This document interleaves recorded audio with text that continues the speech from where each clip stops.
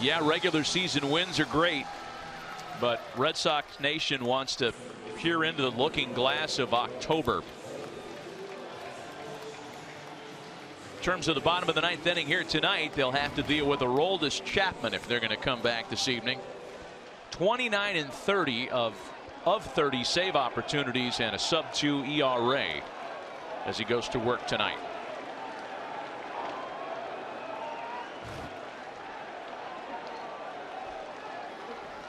Brock Holt, Sandy Leon, and then top of the order Mookie Betts. Last chance for Boston if they're going to finish off what would be just their third 4-game sweep of the Red Sox, of the Yankees rather, in the last 48 years.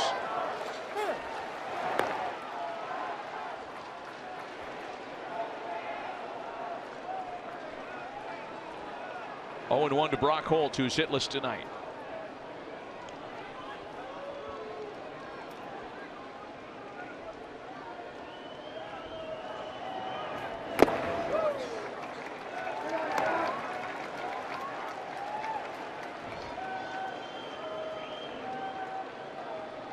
Despite the small offensive showing by the Red Sox tonight, the game's top team batting average, slugging percentage, OPS, extra base hit total. More reasons as to why the Yankees pitching performance was so impressive tonight. Started by Masahiro Tanaka, a season high tying 9 strikeouts tonight.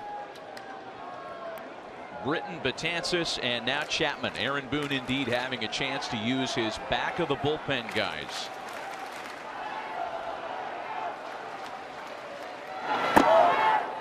And Chapman has been nothing short but terrific after coming to the Yankees. He's 29 for 30 in saves. He's only blown 1 save in 30 tries, and that one was against the Red Sox. Last outing, 1 inning, 3 strikeouts.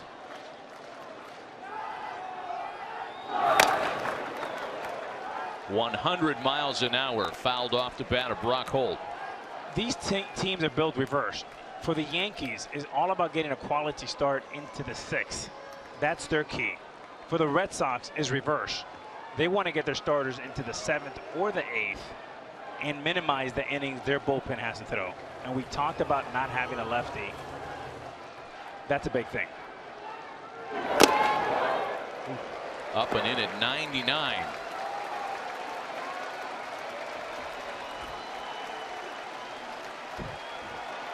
Full count. How many is that? I lost count. I lost count at 26. I just want to get to 30. We're close. Got him looking. I mean, when you're geared up for 100 and then that comes your way, it doesn't matter what the count, you're going to be frozen.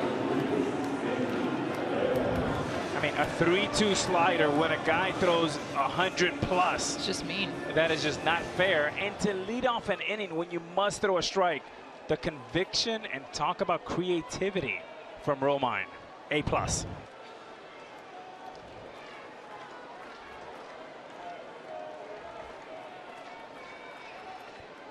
22 straight converted by Chapman.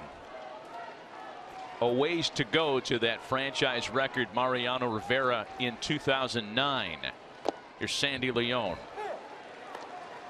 You know, Buster, the question that I think Yankee Nation wants to find out, if game 163 is tomorrow, who pitches? Is it Severino or is it Tanaka? Knowing that the winner of that game plays Boston. Assuming that the Red Sox win the division. Based on recent results, I think you'd go with Tanaka. You know, there's a great stat on Tanaka that when there were series in which the Yankees are on the verge of being swept, in those games, he's 5-2 coming in tonight with a 2.09 ERA. He loves these moments. He's always responded to these moments. And to your point, if you start Luis Severino in a longer series, you've got more flexibility, not as much pressure. Severino hasn't thrown as well lately. I would go with Tanaka. I back you, Alex. Yeah, Buster, I mean, you said the magic words there for a lot of us. Just as an outsider looking from the seats, 4 straight very non-Severino-like performances from him, including a bad one in this series. There has to be mild concern there for the Yankees. I'll tell you, speaking to him yesterday, he was very confident. He feels like there's a little bump in the road, but I like how he is in the top row, cheering his teammates on. He's been very relaxed, showing a smile. When you have a young pitcher like Severino, I concern more myself with the way they handle themselves, the way they carry themselves, and what I like today, he's been top step and a big smile on his face. And look, talking to his good buddy CC. I was going to say, and look at who he's next to. I mean, that to me is, that's the leader of this team. When we talk about who leads them, CC Sabathia is a big part of that. He's the one that's helped Luis Severino in a big way. I mean, CC is a terrific leader, and those two are tight. Just like Andy Pettit was the mentor to CC, now CC is paying it forward to Luis Severino. Ball 4 to Sandy Leon, and that brings the tying run into the on-deck circle. Mookie Betts the batter. Benintendi next with one away here in the last of the ninth.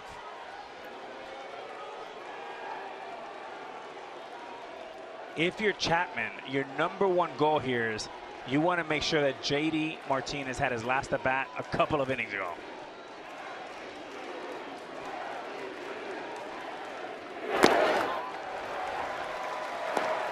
A ball and no strikes to Betts, who has singled and homered tonight.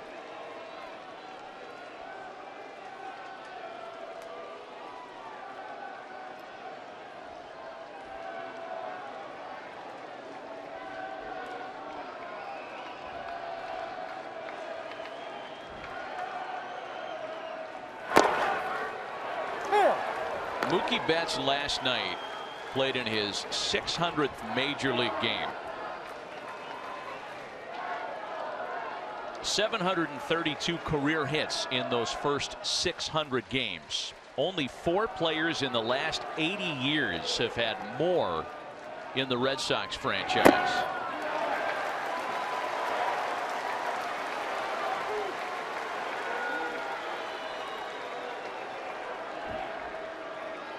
He's got some numbers against Aroldis Chapman. Granted, small sample size, but 3 for 7 lifetime against the Yankees closer.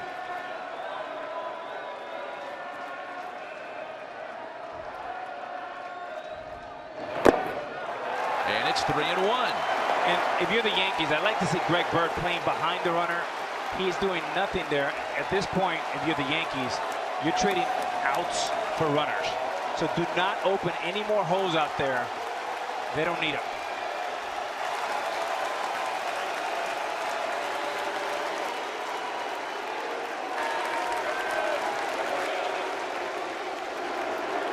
The 3-1 pitch. Our 28th full count of the night. Let's take you back to Mookie's home run, number 26 against Masahiro Tanaka in the 5th inning. Back in the 5th, and it was the at-bat, and that's what we're seeing right now with Chapman, is how patient Mookie Betts will be with an at-bat to get a pitch that he can drive. We saw him lay off the slider, which was the 3rd ball of this at-bat. And then his last pitch, he got a pitch that he could drive, just missing it and fouling it straight back. Even though it's 3-2, Leon will stay put at first base, not going anywhere. And Betts draws ball 4, so the Red Sox will indeed have an opportunity with the tying run at the plate. And that walk starts getting some movement in the Red Sox bullpen.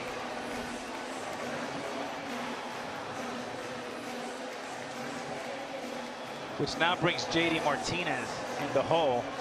And Jess, we've talked about it. If you're Chapman, you want to end it right here. Matt Barnes up for his 2nd time in the Red Sox pen.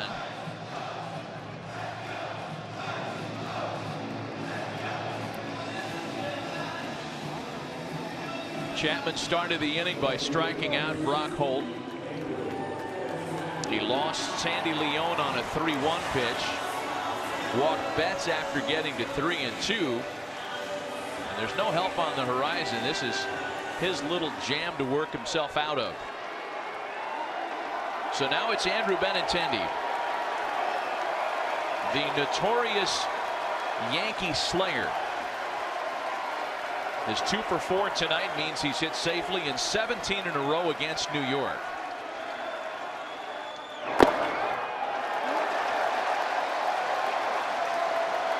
And Chapman having a hard time locating. And there's a great time for Larry Rothschild to come out and just give him a blow, maybe just change momentum a little bit and have a conversation.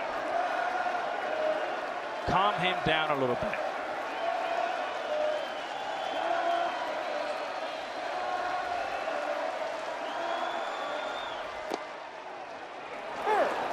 Finds a strike over the inside corner. You saw Aaron Boone there with a little let's go for home plate umpire Chris Conroy. That first pitch was a ball to Benintendi. And both sides showing some dissatisfaction with the strike zone tonight. 1-1.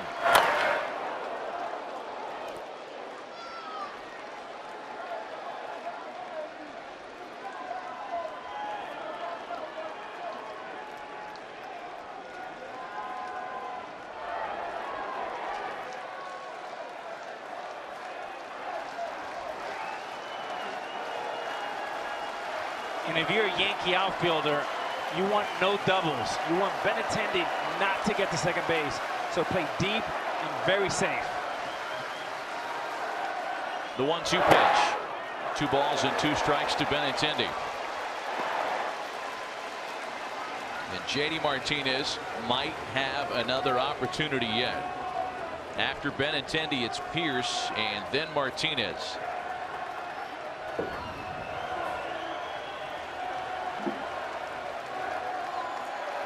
It's been 5 days between outings for Aroldis Chapman. Some of that rust apparent tonight. Emergency hack by Benintendi on 100 miles an hour just to stay alive in the count. This is a 2-strike, just defensive swing. Guy's throwing this hard. He's just protecting. Waste that pitch to get another one.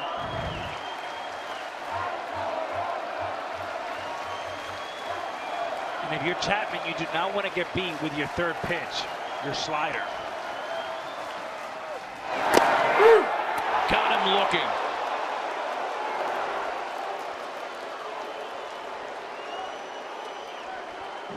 And it is a slider. It backs up on him and it works in his favor.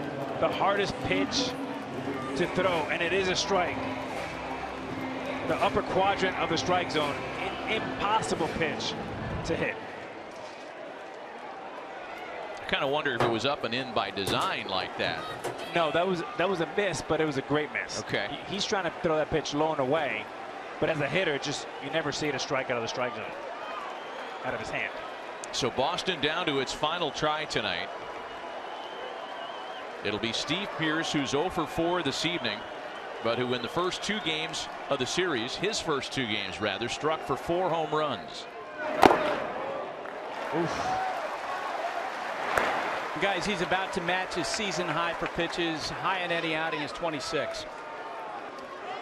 We mentioned Buster Chapman not working for 5 days. The last time he had a layoff like this, he went 6 days between outings before finally getting into a game on July 21st against the Mets. And it was a similar line. Faced 5 batters, hit 1 batter, allowed a hit, walked 3.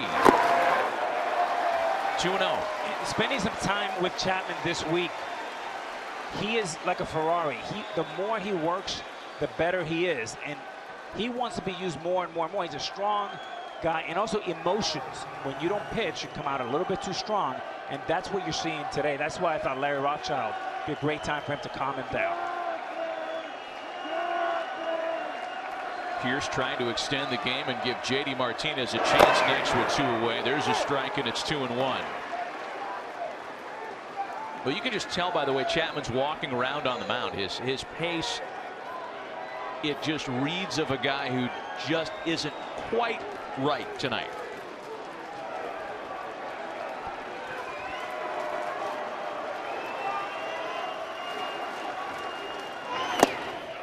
And it's 3-1. And if you're Pierce, you may think about being really disciplined and taking one, although you are the tying run. But if you're Pierce and the Red Sox, if you get J.D. Martinez up to the plate, that's a win for the Red Sox. Boy, you couldn't ask for a better bit of drama than to have J.D. Martinez up there as the winning run in the bottom of the ninth with the bases loaded against one of the nastiest in the game. First the 3-1. A full count now, 3 balls and 2 strikes to Pierce.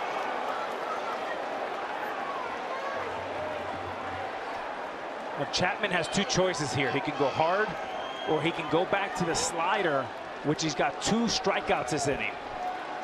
The problem is you have J.D. Martinez behind it. I think he goes with the slider.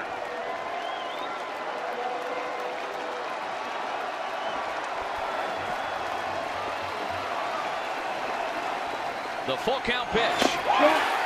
Ball 4. Chapman has walked him loaded, and J.D. Martinez will indeed have a chance tonight. I'd love to see Larry Rothschild get out there at some point and calm him down.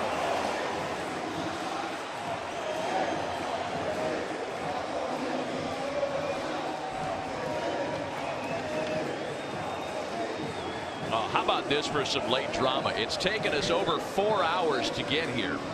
But what a situation. Yes. Chapman versus Martinez with the game on the line. You talked about it being a sold-out crowd.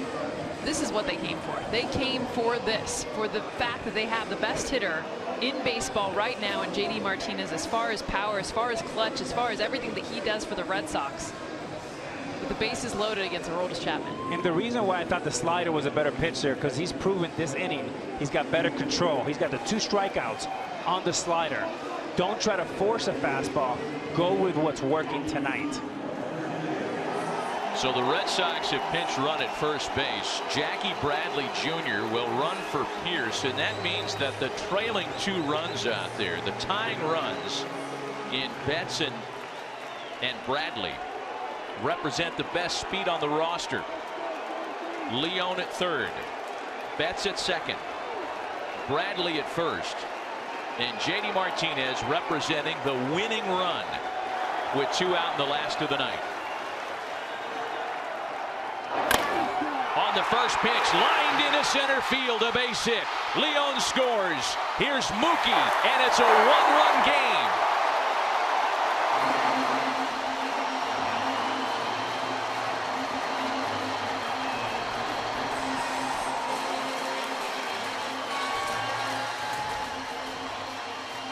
How about after the walk, J.D. Martinez looking up in the zone, first pitch not taking, but aggressive swinging. This is 99 up at the belt.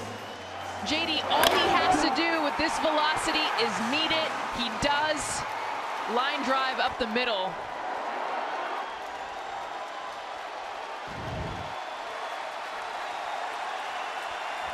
Winning run at first, tying run in scoring position now for Xander Bogaerts.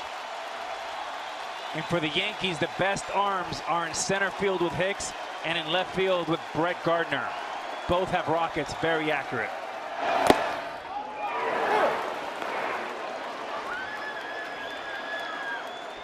Xander could only have asked for the opportunity once again to make good for the error, which was a big part of the 4-run Yankee rally in the 7th.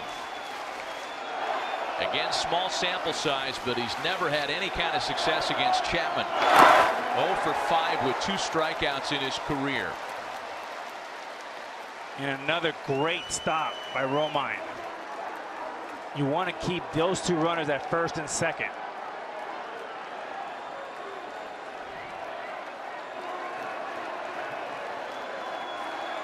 Again, if you're Chapman and you're Romine and you're reading body language and you're reading stuff, Chapman has proven to all of us that his best pitch tonight is his slider. He has more conviction and more control.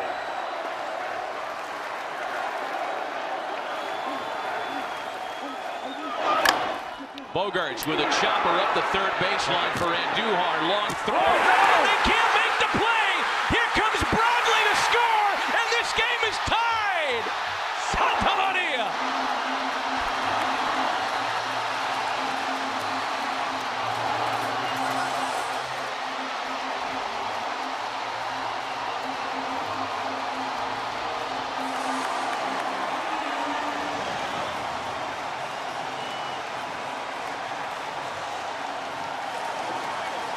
And the ball will find you. Andujar, who's had a tough, long night at third base. Nice back step. The mistake. Take one extra step and get over the top and play some catch with Greg Bird. You see him throw this ball flat-footed, a little bit like a quarterback on his heels. Take one extra step and throw that great strong arm over the top. Is not what he did right there. The second error of the night charged to Miguel Andujar. The winning run's in scoring position now. It'll be up to Mitch Moreland.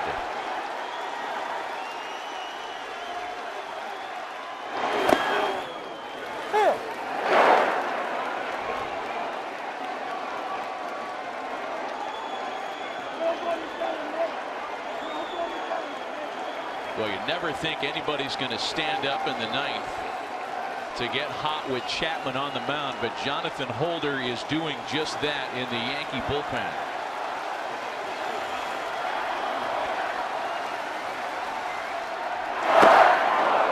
And Moreland behind 0-2. We showed you earlier the consecutive converted saves streak of Aroldis Chapman, which is now a thing of the past. We talked about 3 runs equaling 1 run, and a lead is never safe at Fenway Park.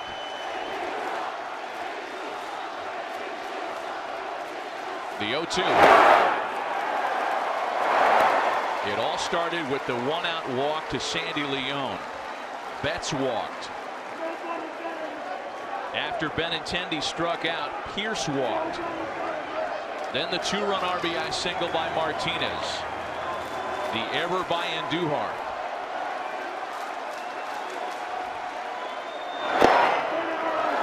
And 2-2 now to Mitch Moreland. Boy, and what you said earlier is still true, Alex. It's been the slider that's been the best pitch for Chapman tonight. He's been missing with fastball command really since he walked Leon.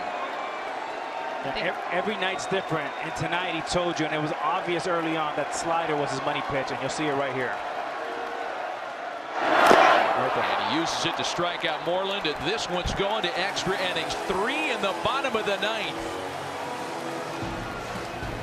Boston still with a chance to finish off a sweep as we're headed to extra innings at Fenway tonight.